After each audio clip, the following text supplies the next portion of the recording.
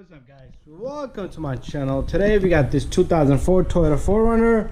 Other 4Runners are similar, but we got a knock sensor here and a knock sensor here, but currently that's the brand part number right there, as you can see, and it's the same part number. It does have two knock sensors, so when you open there you might want to change both knock sensors, not just one.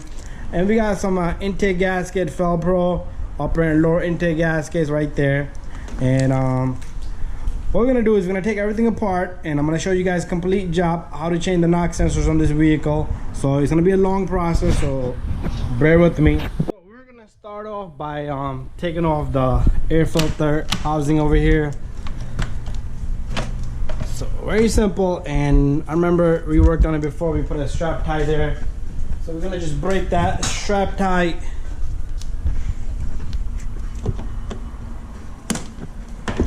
And we're gonna take off this duct pipe here, and we got something attached to it. Comes off, and let's put this to the side, and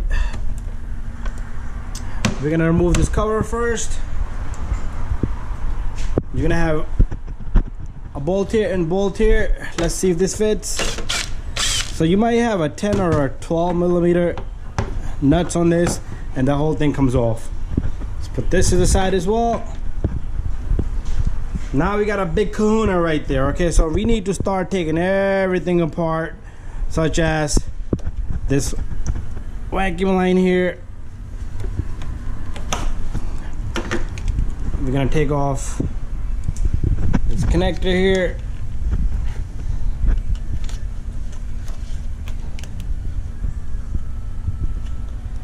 I'm gonna put up my camera. I want to be using both hands now. Okay, we was here, so use a flathead screwdriver, push this guy off. That goes there, and we're gonna loosen up this number 10 here.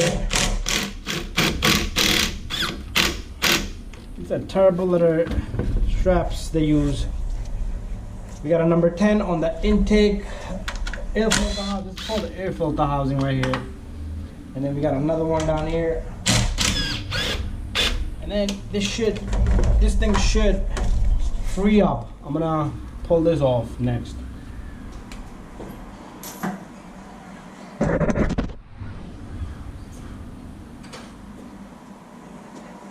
And a lot of times this one will just come on because it's been there for so many years. And it's gonna give a little yank with your flathead screwdriver or a pry bar, and the thing should start to move. Okay, and then we got some wire harness strapped to this. Let's cut that strap tie. This is a big job. It's not something small, and we do need to get really deep in there. Okay, so that's out. What we're gonna do next is start working on this area here. So next step up, we're gonna take off this complete intake here, and this is the upper intake. So let's disconnect the starter body. We are gonna lose memory here. It's all good. We'll build the idle. No worries. So this comes off. So everything around it, just take everything apart. Disconnect the connector to that airflow sensor, evap sensor, whatever that is, a purge valve, evap sensor, whatever that is. There's a whole bunch of sensors on this side. So we're gonna disconnect this guy. We're gonna take off this pipe here. This can stay there and come off with it.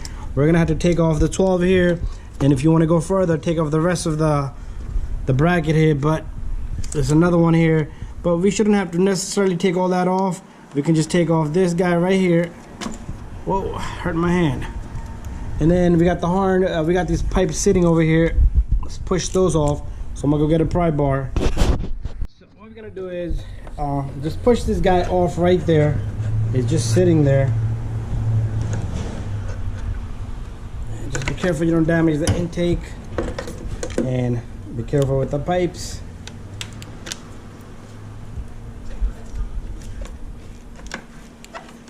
It's going off. You might have a retainer or so.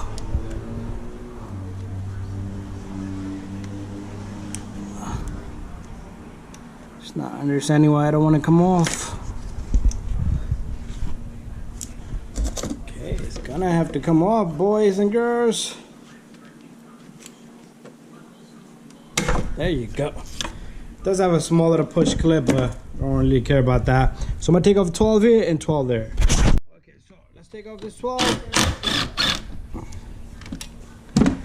One thing I want to tell you is don't put any of your stuff up there. Try to get to the side of the edge here.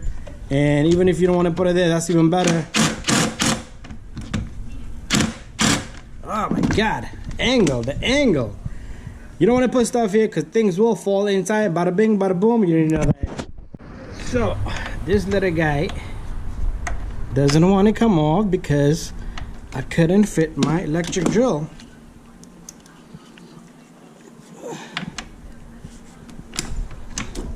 There you go, it's loose. This is just enough so the intake can just straight up lift into the air.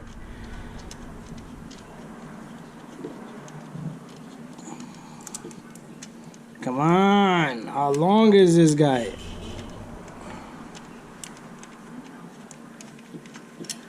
There you go, that's 2. And we're gonna have a couple of vacuum pipes back here, but we'll go little by little. And when we lift it up, we're just gonna go slowly so we don't damage anything. So that's that. Let's see what we got on this side. So what I'm gonna do is I'm gonna take off the vacuum pipe back here, take off the connector for that. I'm gonna remove the bolts, and this intake should come out, and I will show you if we missed anything. We do have coolant pipes over here, so we are gonna be draining the coolant. So drain out your coolant.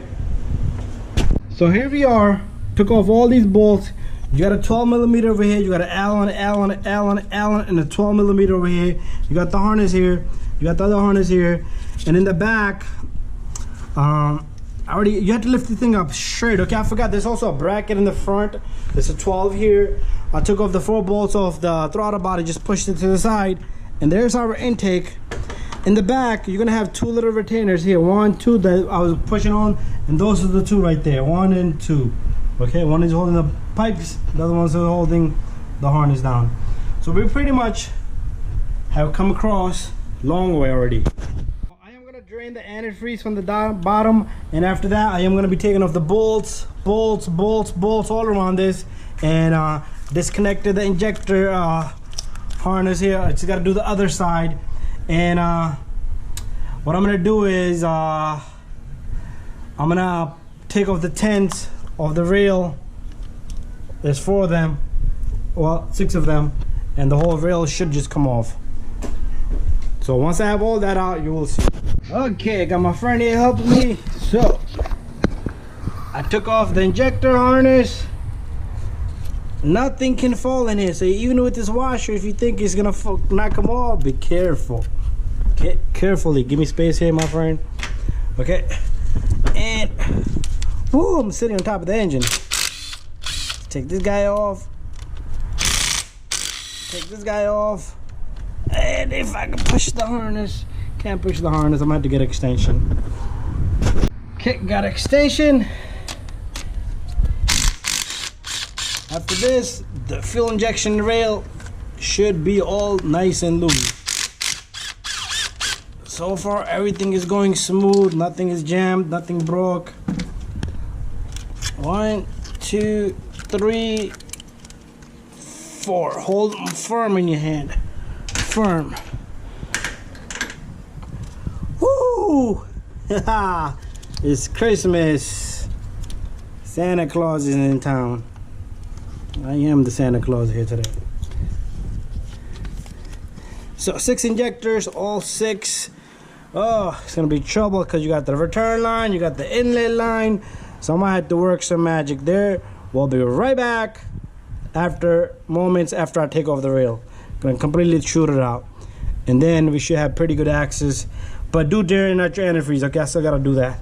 So those are the things I'm gonna do right now. Woo! There we are, guys. So this is not easy. I took out the thermostat, 3 bolts, Then there's 3 bolts down here, 1, 2, 3. That's connected to this housing. There's one down here. There's one up over here. 1, 2, 3, 4, 5 bolts. 3 bolts. Whole bunch of other stuff.